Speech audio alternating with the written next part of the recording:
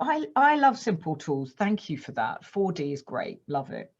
So apart from the 4D meeting framework, did you sort of try and cover in the book what to do if yours is turning into a disaster, or what to do to pull it around? Is there kind of a quick fix, or do you feel that, you know, once the book is read, digest it, try and take it to your boss and feed it to them?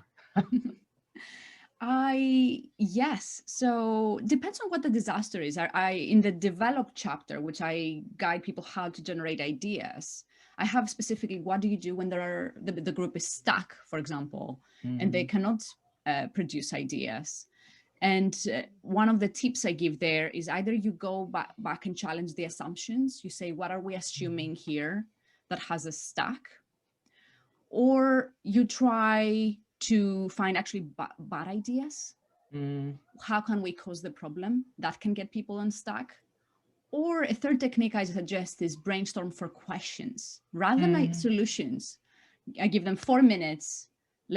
I was working with a team on how to get the client be more loyal to the company, and we were stuck. So I said, 4 minutes, let's brainstorm questions around the topic, not solutions. And again, this got the group thinking differently. And I think one of the question was, are we loyal to the customer?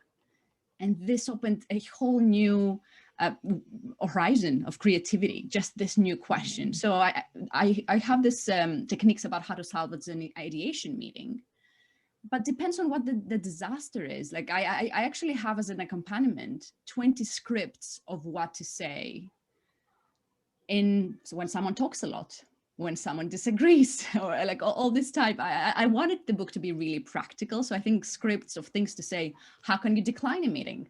How can you actually say to someone, don't come to the meeting, and things like that. So yes. Good for you. Yeah, because it is fraught. It is fraught really to some degree. I mean, depending on the position of the person as they are reading your book, you know, the level of where they're at in their business or even their career, they can find it a little anxious because it's a politicking universe out there just a bit. And if they find themselves refusing to do something or wanting to turn it down, or heaven forbid, give feedback that says, do you know what, I don't think our meetings are terribly constructive. Shall we do this instead? It's quite a big leap. You know, we've had a really great podcast guest on before who talked about honest conversations at work, meaning be straight. And I was finding myself getting anxious when I was listening to her. I was thinking, oh, I don't think I could say that. You know, that would be quite tricky. So it is a very worthwhile thing to give people the words to say when you find this is happening, because they are typical scenarios. They are felt by a lot of us. And although obviously we're having a discussion today, if I was the only one talking and you were struggling to get a word in, there comes a time when it's best to be able to say to somebody, can I just, you know, and then of course you stutter, can I just stop you there? It can be terribly rude. So well done for helping people out, you know. Yes. And I mean, we can offer one for your listeners, because I get that a lot. What do I do when someone talks a lot? And one phrase I like is just saying, you can say, thank you for this perspective, I'd like to hear from the rest. But if they're repeating themselves, you can say, you've repeated this a few times, what point you think is not understood? So that's a polite way to actually realize, why is this person saying the same thing and going in circles?